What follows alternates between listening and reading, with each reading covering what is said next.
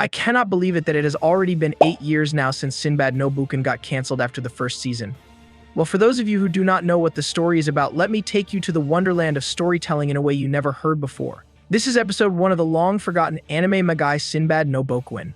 The episode starts with a woman screaming and giving birth to a baby. Seems like a horror story at first.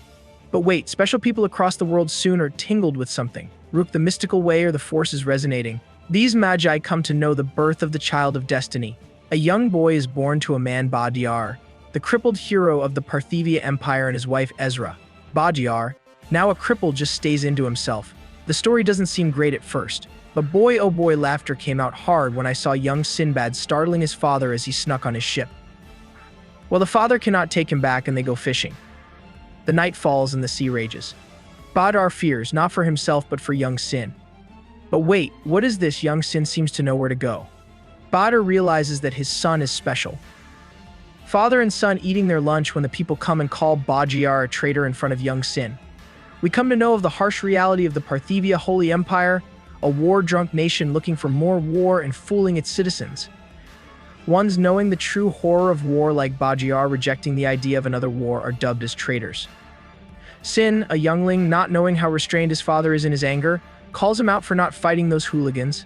Badiar may be skeptical of the war, but Ezra reveals that they are not doing so well either. Sin goes out to the well to get water, but instead finds a man named Darius, a castaway from a strange land.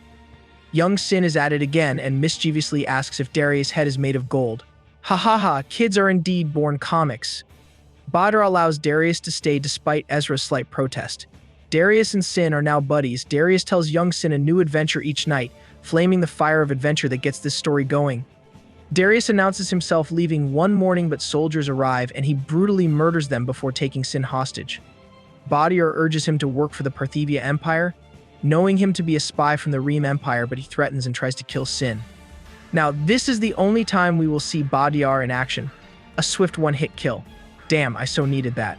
But what is this? Badiar is now treated as a criminal for harboring an enemy spy. Well, if you think about it, blame has some claim to it.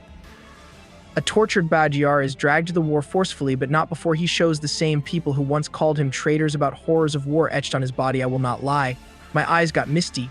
Don't know why, but they did. Months later, it's not Badiar who comes back, but his sword and some minor belongings. Badiar. 9 years pass in the blink of an eye, or a panel I would say. Facing the broad horizon, a teenage Sin. The world awaits his adventures.